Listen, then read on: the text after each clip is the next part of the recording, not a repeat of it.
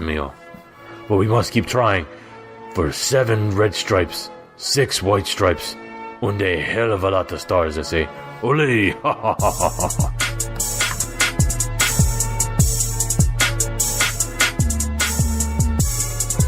Thank you for checking out Master HQ Saves America. You can follow Master HQ on Twitter at MasterHPWO. Also, he's on Facebook under his given name, Javier H. Ortiz. Check him out on HardwayHQ.com. HardwayHQ.com. Ole.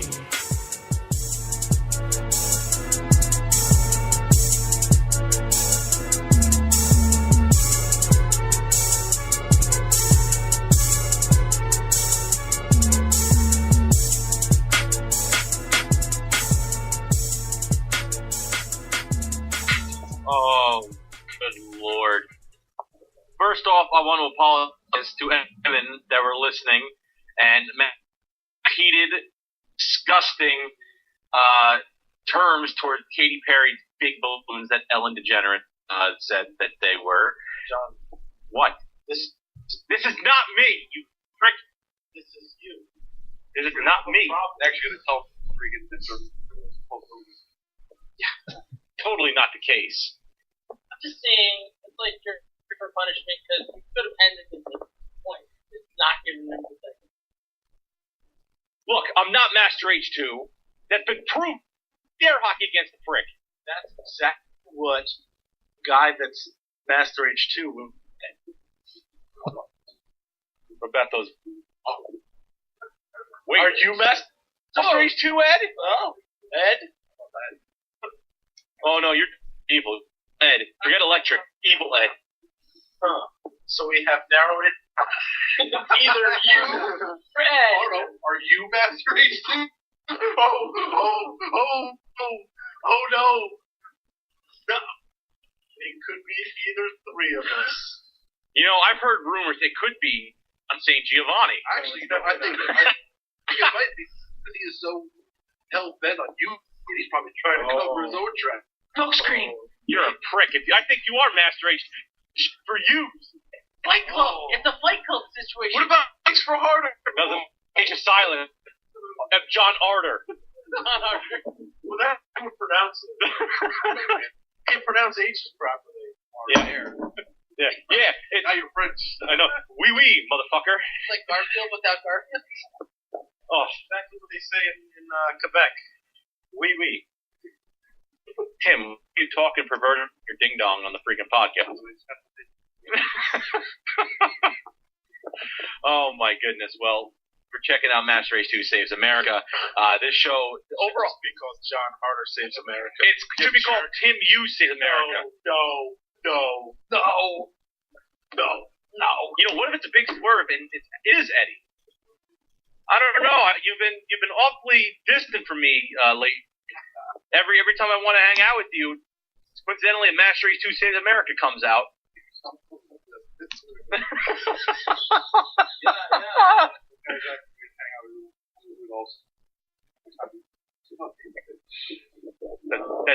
I was breaking here last Sunday.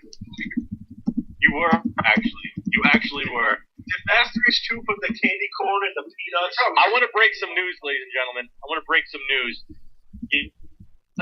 Following Tough Timmy on Twitter at Tough Timmy. True man right there with that Tough Timmy. Like Timmy. He's been saying, especially during Halloween, how much he eats candy corn.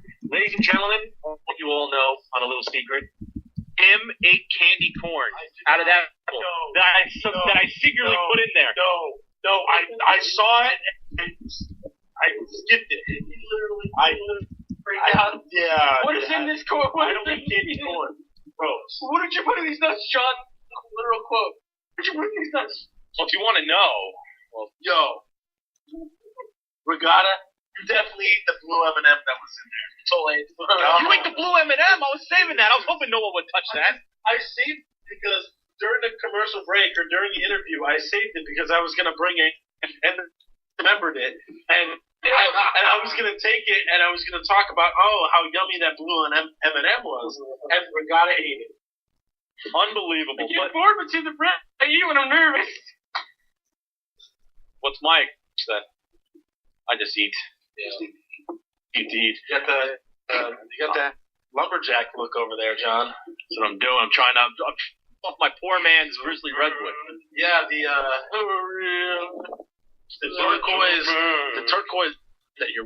turquoise black plaid, remnant of TDT, the Montreal tag team. Good for them, by the way, that they're fact. That's great. I channel back to back. I don't have Pop TV, so I haven't had it since. Nobody's watching it. Oh, jeez. Oh, and.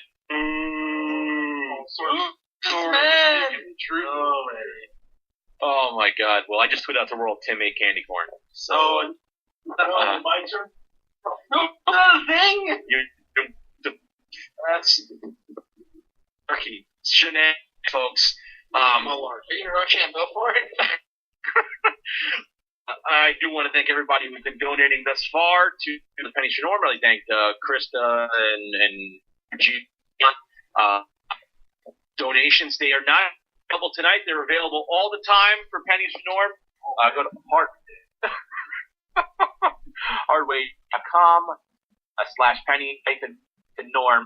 I'm just very excited for everything that's been going on, and I think it's been tremendous this episode thus far. I think we've been doing a lot of good stuff, but we're going to take a commercial break right now. 9:30. I got an announcement to make. So, we're like radio here. I am doing radio plugs for. Jeez, like 2 minutes of listen to like Elvis Duran in the morning. 2 minutes of like we're talking here. We're going to commercial break. And then we're talking again. Yeah. And now we're going to commercial break. Yeah. Taylor Swift. Yeah, Elvis Duran fired. You're open on Anthony. You're dope. You watch your mouth. Dopey. You and Opie have the same shoe name. Dopey. You have the same shoe last name. You're sleepy. You're dopey. Angry. You're jerky. Regotta's Doc. Shut up, John. Actually, Eddie would have been a better Doc. He's have to get me. Man. Where since I've known you. I know you have. I know. The man can't see. Shit. You're Master H too. A man with glasses. Oh my God! Well, we're gonna take a commercial. Come back 9:30. Major announcement. Hardway Tom. We'll be right back. The dream, the goal, the Universal Hierarchy League of the Universe. HardwayHQ.com. The Professional 3, exclusively on HardwayHQ.com.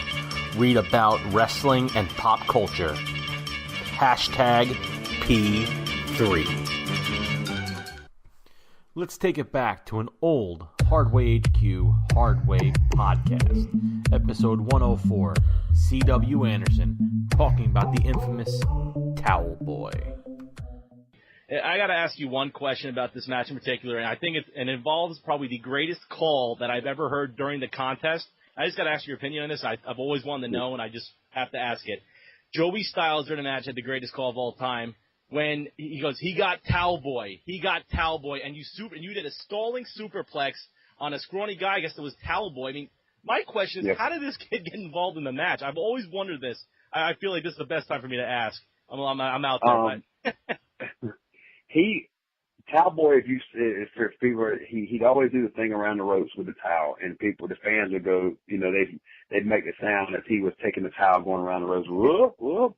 Well, on Massacre at 34th Street, like every house shows and stuff, I would always pick on him. I'd push him out of the chair and do simple things like that. I mean, he was a good kid, and he was, he took it all in good fun. I always asked him beforehand, was he okay with it? And he's like, yeah, I'm fine with it, PW. So it got to the point that when I'd come out, I'd always push him out of the chair. I'd always pick on him. Well, Tommy worked him into one of our matches, and it got over. I forgot where we were at. So the next time was the Massacre on 34th Street pay-per-view, and I worked him into the match again, where, God, how did he get into the match? I forgot how he got in. He helps out Tommy somehow, and drag him into the road, drag him in, throw him into the corner with Tommy. Tommy picks him up, he boots. Cowboy boots me in the face, Tommy DDTs me out of the corner, and then that's how we worked him into the next match. So it was like little build-up spots to get him in that, so people knew, like at Massacre, that we had that problem, and then he gives him the presence at the I Quit match, and Tommy pulls out the razor wire, and then he has the cookie sheet that he hits me with. And the whole thing with me, when I hit him with the cookie sheet, that was improv. I was just supposed to walk up and punch him. But I remember rolling to the right and seeing the cookie sheet out of my eye, and just out of instinct, I grabbed it and blasted his ass. But I can say he is one of the heaviest people I've ever had to pick up in my life to do that stalling superplex. You had him up there for a good 10, 15 seconds. Yeah. So he was so hit from the time when you go back and watch. As I pick him up, you literally see me shaking, because at one point I said, holy shit, I'm not going to be able to get him. Once I got him up, he was fine. I mean, I've done Kid Cash, Too Cold Scorpio, Spanky, Paul Lund. I've done a bunch of people, but he is by far, of course, one of the smallest, but if not the heaviest person I've ever had to pick. I've even told him that. As little as you are, you were the heaviest damn person I've ever picked up in that move. Well, that's awesome. I've always wanted to know that. I really wanted to pick your brain about that. Hey, how you doing? This is Detective Slade Quaid, listening to my favorite podcast of all time, Jon Harder, the Jon Hardway podcast. I love it. Every time I'm in the gym, I'm looking for My Brother's Killer. I just pop on the podcast and listen to it. It's fantastic. Listen up, guys. Welcome back. Damn, that was perfect. Hardway live here on the Fill in the Void Podcast Network. Jon Harder, Tough Tim Hughes, Nick Reigota, and Ed Slin. Evil Ed is here. We are. My favorite character Friday night. First off, I do want to give a big thank you to Aldo and the Fill in the Void Podcasting Network. We're doing this live. Dave, for a long time, has offered me live opportunities to do podcasts, and this is the biggest one we've done. I've been very nervous. I've had a very tense going into this whole thing. It's come out well. This has been exceptional. It's been a tremendous job, and I want to give Dave a big congratulations and a thank you for success with his podcasting network and for him now. You're like LeBron James. Every time LeBron compliments something, he's got to put him over.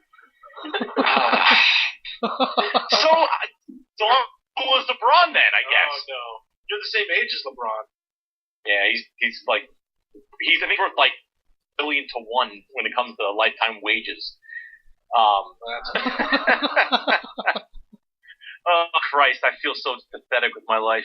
And so I will say I do have a better hairline than King. Yeah, I do. you have nice hair. Thanks. Sometimes. You do. It hasn't moved back in about 5 years since I'm popping Dave behind the glass. I just hear reflection. But ladies and gentlemen, if you want to donate for Pennies For Norm, HardwayHQ.com/penny-for-norm, or just go to HardwayHQ.com, or just go to the Colon Cancer Alliance and donate. This is a serious thing. It's a very avoidable, yet easy detectable disease. Please check that. If you don't, bad things will happen. My father did not get checked out nearly in time, and that's what really cost at the end, at the age of 58. And I ask everyone, when you're age to do it, go get yourself screened and checked to make sure you're fine and you don't have disease.